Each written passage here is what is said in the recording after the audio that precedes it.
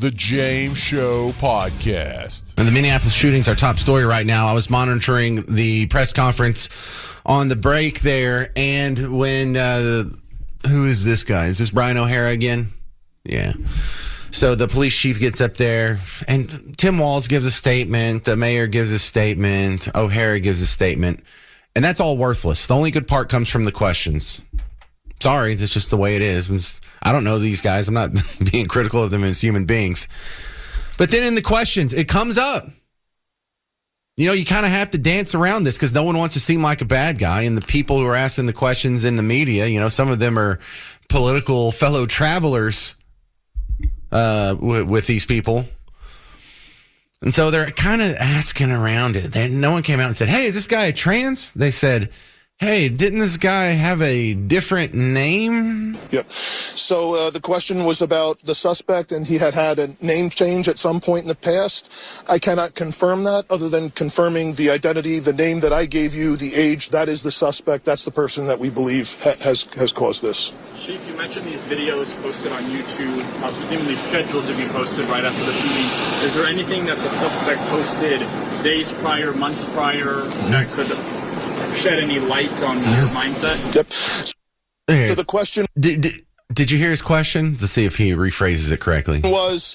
We mentioned that the YouTube videos were scheduled to be posted. Is there anything else in social media that may shed some light into this? On his motive. We do not have information on that at this time that I'm able to share. However, our investigators and our law enforcement partners are definitely looking at that. Yeah. We don't have anything that we're able to share. Yeah, we've got the manifesto, and we've gone through the YouTube videos. YouTube took his channel down, but I saw it this morning.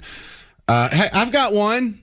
How do I, some rando, just working out of a home studio in the middle of nowhere, Texas, have more info than the police chief that's on the block where this happened? It can't be possible.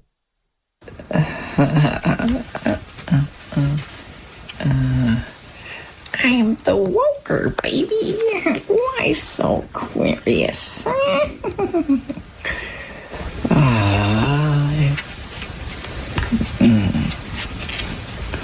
Where's your God now? Where's your effing God now? Yeah, I don't know what could be his motivation. Could be anything. We may never know. We've got 3 more detectives working on the case. They got us working in shifts. Tanya Sherman, you're on WBAP. Hey, I blame most all this crap on the media. They never, ever, the main media, you never hear anything about most things that go on in the blue cities and against Christians and against MAGA.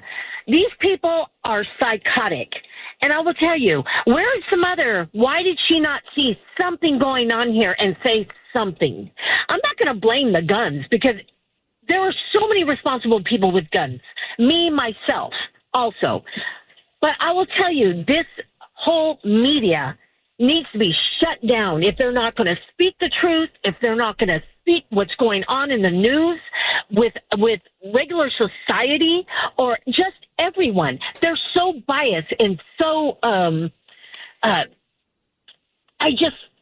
just so angry with them. They should just be shut down. Well, listen. Speak the truth.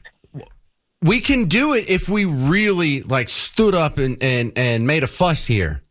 Cracker Barrel changed their logo after 48 hours of griping. The problem is most of us are freaking doormats when it comes to Christianity. Well, no. I will tell you, and there are so many people, when I say things online or on Facebook or what, we get shut down. My husband and I, we get taken off. Things get taken off all the time, and I'd like to get on a podium somewhere and say something, but I don't have a podium and I can't get on a podium. But I'm telling you, this media is out of control. They're out of control. They should be shut down. Well, let me spell Mainstream. out why you're feeling this a little better. If you go to CNN.com or MSNBC.com right now and you pull up their top story on this and you do a word search for trans, it's not in either one of their articles.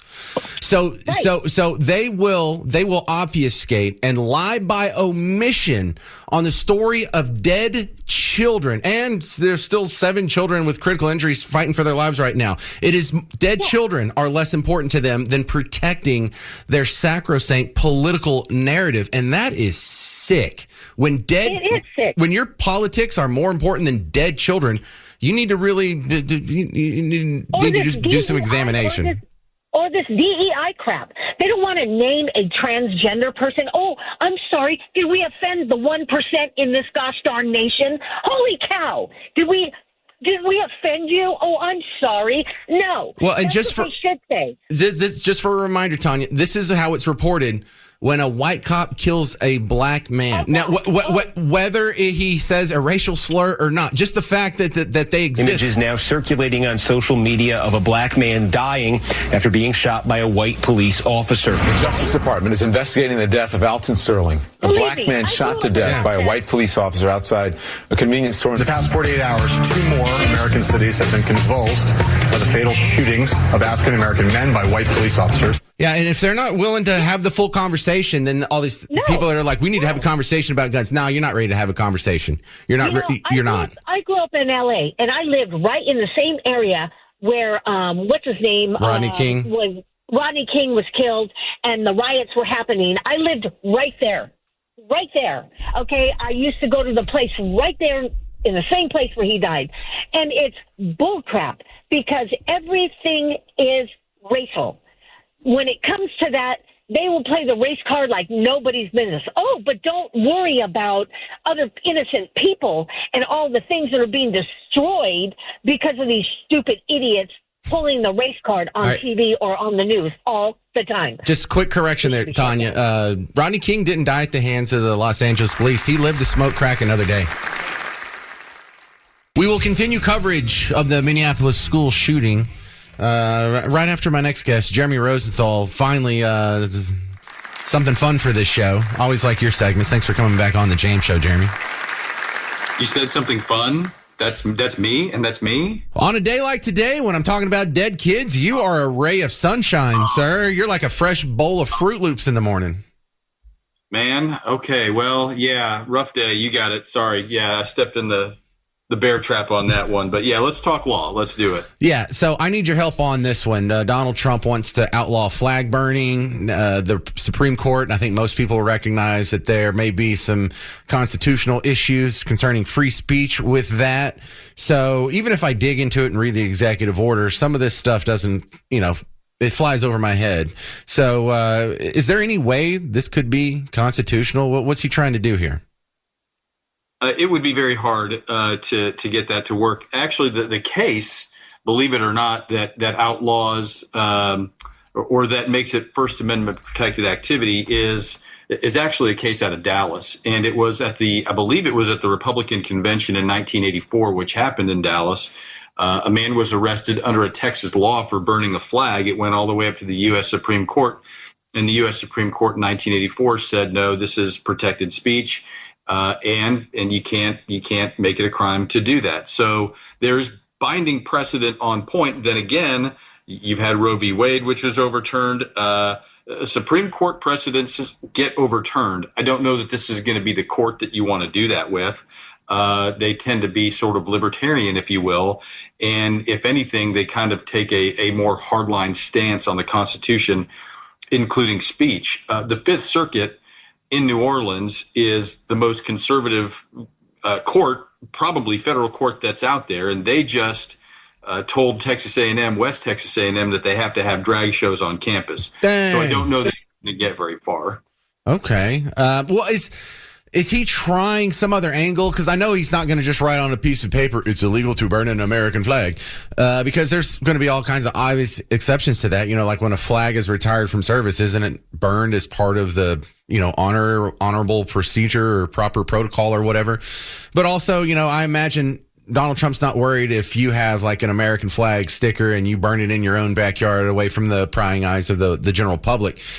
But is there some way he could sort of wrap this into, like, maybe if the flag is burnt and incites a riot, that could retroactively be looked at and said to be illegal?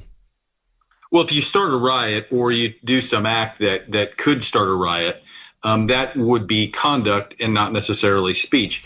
There's a bigger issue here and there's a bigger problem here, and that is really any criminal statute or any criminal infraction, anything that winds you up in jail really has to be created by Congress.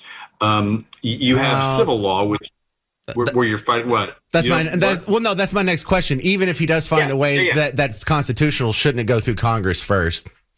Yes, that's exactly right. See, you're a step ahead of me, James, as always. And what in civil law, right, when you're fighting over money, a lot of what you call torts, right, truck accidents, car accidents, negligence, that's based on what's called common law.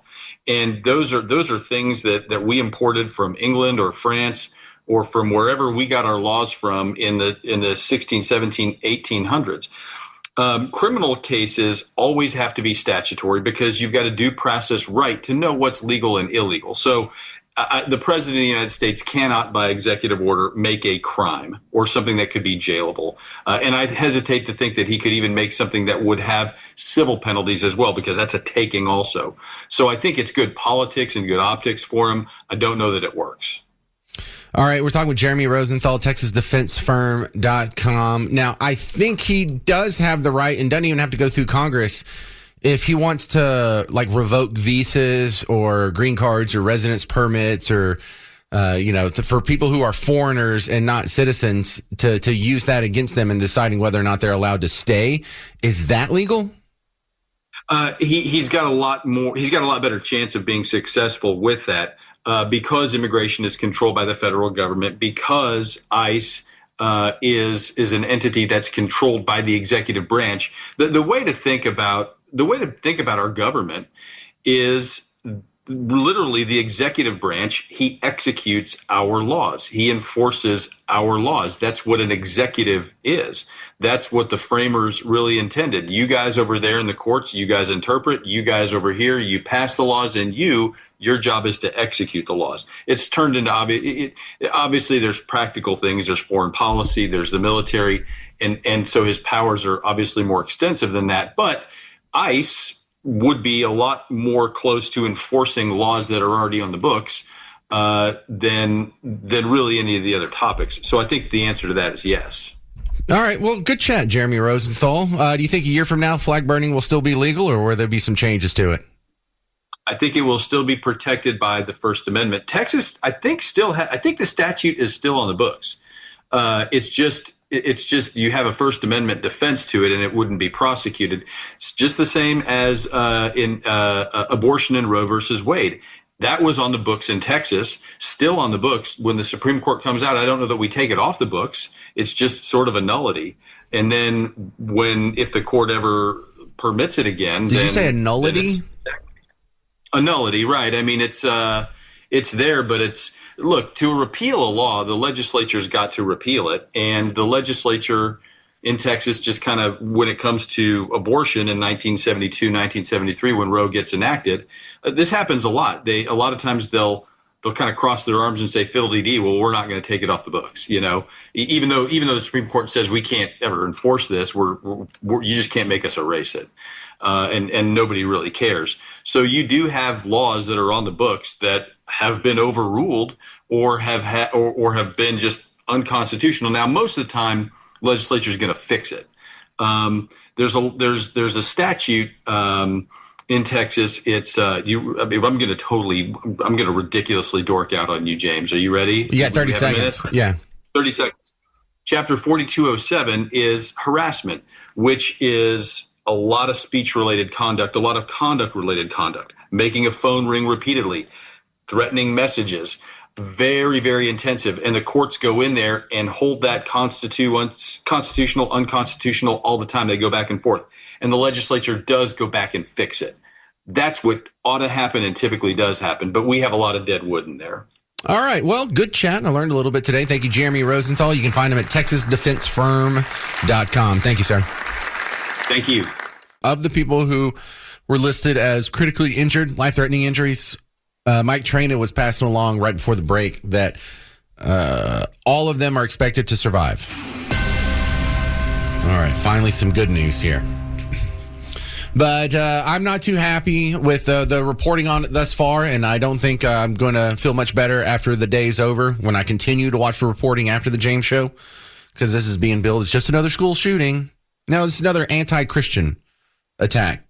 We saw the guy's manifesto. We saw what he wrote on his guns and on his magazines. He wasn't driven by an antipathy toward classrooms or students or education. He hates God. He hates Christians. He wanted to kill Trump. Kill Trump was written on one of the guns and on one of the magazines. So not exactly another act of MAGA violence, which is weird because that's what you were told to expect. Right, Jasmine Crockett? He said that we've got these cities and these towns that are being overrun by gangs and the crime out of control. I absolutely agree with that. And guess what? It's the MAGA gang. It is the white supremacists that have decided to descend upon places such as Springfield, Ohio. So I agree with him. I just disagree with who the problems are. The problems are him and his minions. The problems aren't the people that have come to make our economy stronger, the people that have actually been able to help to continue to make sure that we got out of the big hole that he put us in after COVID-19 with his ineptness. Like, yeah, I agree that there are problems in our communities, but usually it's some white supremacists on the other side. Well, he was white. I'll give her that. 800-288-9227. 800-288-9227. This is Elizabeth in Electra. You're on WBAP. Hi.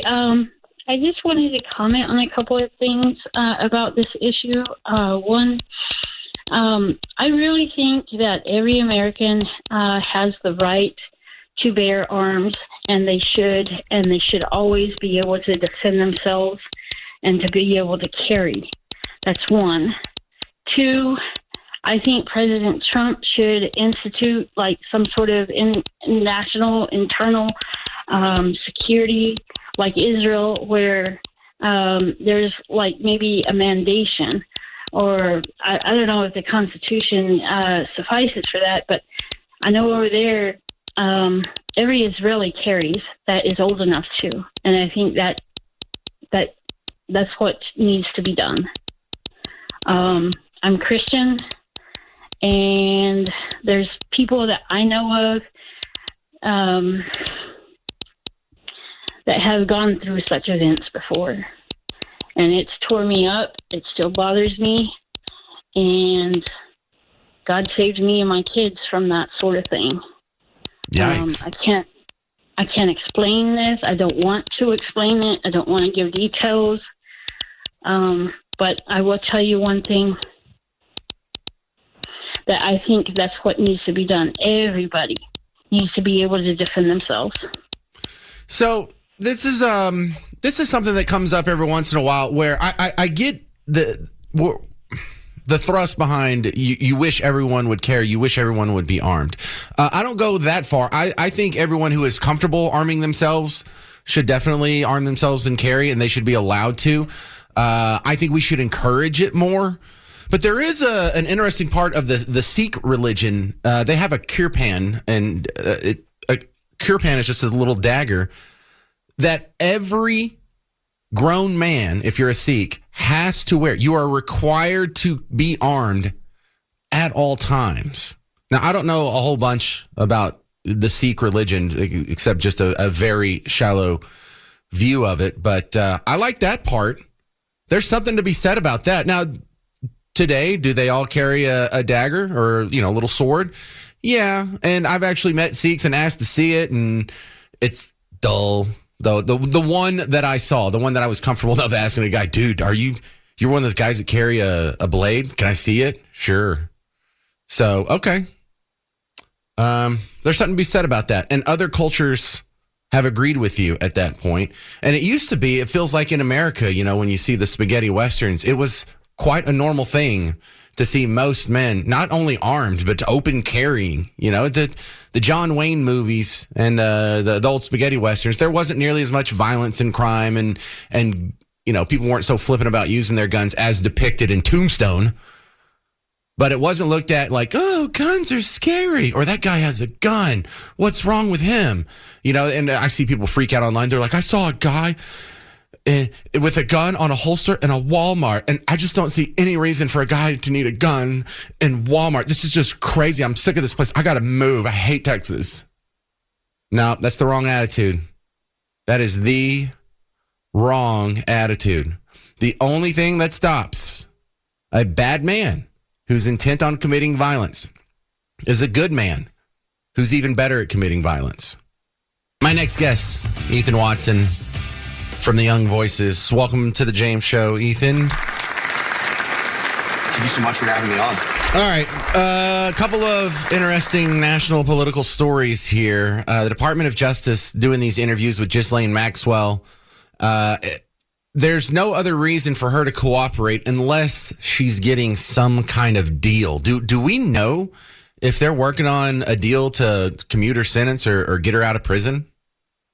We haven't heard a lot about that. Obviously, she's angling for that, and that's why she's buttering up the president in this transcript, which otherwise didn't really shed a whole lot of light on the situation. We don't know what sort of deal she's going to get, if she's going to get a deal. President Trump, in typical Trump fashion, has kind of waffled around saying, oh, maybe not. So we don't know. I certainly think that would be the wrong move to sort of show leniency to a convicted sex trafficker. But it's all up in the air. It's shrouded in mystery, as many parts of the South are. Right. So it sounds like if she wants to get out, she's going to have to name some names. Do you think that's going to happen? Well, she certainly named a lot of names in the transcript of her interview with Todd Blanche, although not in the way that maybe we were expecting or hoping. She basically rattled off a bunch of people that we know were affiliated with Epstein, like Les Wexner, like Bill Clinton, and then basically said she never saw anyone doing anything inappropriate ever, which it rings untrue to me. It's not believable because she was an active participant in some of the. Well, if you believe Virginia Guffrey's book, where she said that Ghislaine was the one who recruited her while she was underage and participated in some adult activities while she was underage. It sounds like she's just saying that to exonerate herself. Right. And she kind of tries to transfer the blame on some of the other maybe massage therapists that were around, saying, oh, no, it was this person whose name is redacted that was going around and recruiting these underage girls. And so there's a lot of blame shifting. She also comes across as really unreliable. She says she's having cognition problems. She can't remember like broad time frames and what was going on in them. Maybe prison's gotten to her, or maybe she's being intentionally obtuse. But really not a whole lot of evidence being taken away from this testimony. Well, one thing I am learning is she really does know a bunch of what we would consider the elite. We don't have a caste system in America, but they were like, have you met Elon Musk? She's like, oh, yeah, I've met him. And they're like, well, have you met Andrew Cuomo? Oh, yeah, and his brother, the news guy, and he on TV? Yeah, Chris Cuomo. You don't remember meeting an anchor from CNN at the time? And so, you just go down the list. She really is super connected. No, absolutely. And there's definitely some weirdness here in and of itself, right? Like I know her father was very powerful businessman and politician, but then you have Ghislaine here who doesn't have a ton of skills. She was just a decorator. It seems like she was a decorator for all these sort of famous people. And then she was flying on private jets around. I mean, the whole thing kind of stinks to high heaven of some sort of weirdness. But we didn't get a whole lot of concrete stuff. Again, she just said basically, I never saw anything inappropriate. I was shocked when this happened, which, if you believe that, I've got a bridge in Brooklyn to sell to you. So we're talking with Ethan Watson from Young Voices. Why don't some of the other victims speak up and start naming names? Well, it's possible they're afraid. I mean, if you're a victim of some of the most wealthy people on earth, powerful people on earth, you don't want to, cross them any more than maybe you already have. And so that's potential. I also do think we need to be prepared for the reality that maybe we will never get to the bottom of this one, right? Like conspiracy theories are non-falsifiable. I know. Like I'm all over the internet calling for accountability on this, but I also think conspiracy theories are non-falsifiable, and so you can always wave away any disproving evidence as saying, oh well, well, they're in on it too. And now we're sharing that saying Donald Trump's in on it and Kash Patel's in on it. So we have to prepare ourselves that maybe we don't get to the bottom of this one, and how should we move on from there? I think that's a conversation we should start thinking about. All right. I don't like the sound of that, but it's probable. Possible, maybe not probable, but definitely possible. Thank you very much. This is Ethan Watson from Young Voices. Appreciate you on the James Show, sir. Very much appreciate it. Thank you. All right, you can celebrate the 39th annual Grape Fest. That's a Texas wine experience. Where else? In Grapevine. It's happening September 11th, 12th, 13th, 14th. It's a festival featuring Texas and international wines, a midway, carnival rides, artisans, festival food, live music on 4 stages. If you want to win a pair of tickets from us, you can text the word Grape Fest. I know it sounds like 2 words, but just mush them together. Grape Fest to 800-288-9227. Grape Fest to 800-288-9227. The James Show Podcast.